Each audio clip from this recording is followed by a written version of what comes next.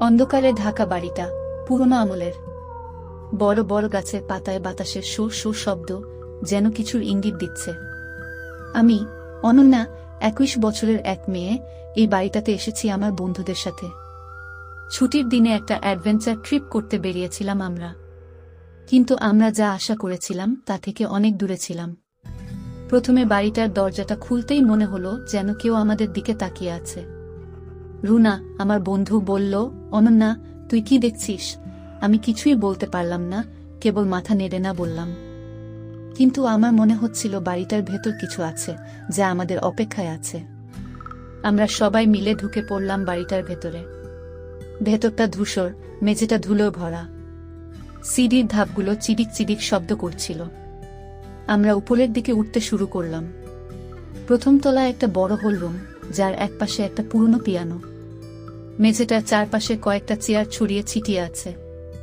রুমার একটা দেয়ালে পুরনো কয়েকটা ছবি ঝুলানো। আমরা সবাই পিয়ানোর কাছে গিয়ে দাঁড়ালাম। রুনা বলল, কেউ কি বাজাতে পারিস? আমি একটু হাসলাম। কেউ বাজাতে জানে না, তবে দেখতে তো পারি। আমি পিয়ানোর কাছে গিয়ে বসে কিছু নোট বাজানোর চেষ্টা করলাম, কিন্তু হঠাৎ করেই একটা জোরে আওয়াজ হলো, যেন পিয়ানোর ভেতর কিছু ভেঙে গেল। আমাদের সবাইকে চমকে দিল। আমরা আতঙ্কিত হয়ে পিয়ানো থেকে দূরে সরে গেলাম। রাহুল বলল, এই বাড়িটা সত্যিই ভয়ানক।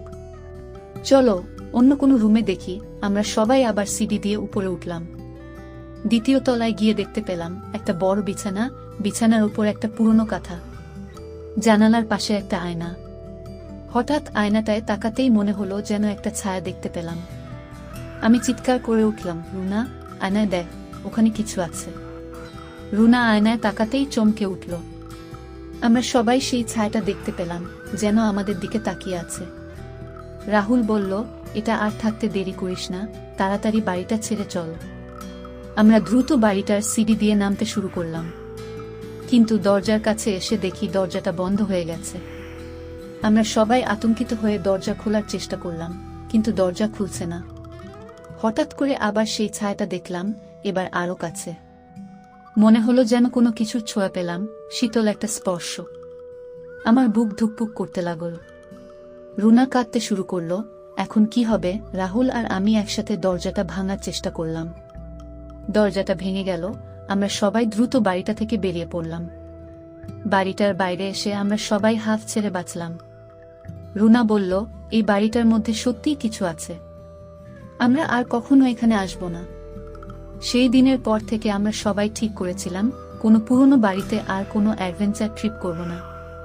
এখনো মাঝে মধ্যে সেই বাড়িটার কথা মনে পড়লে আমার রক্ত ঠান্ডা হয়ে যায়।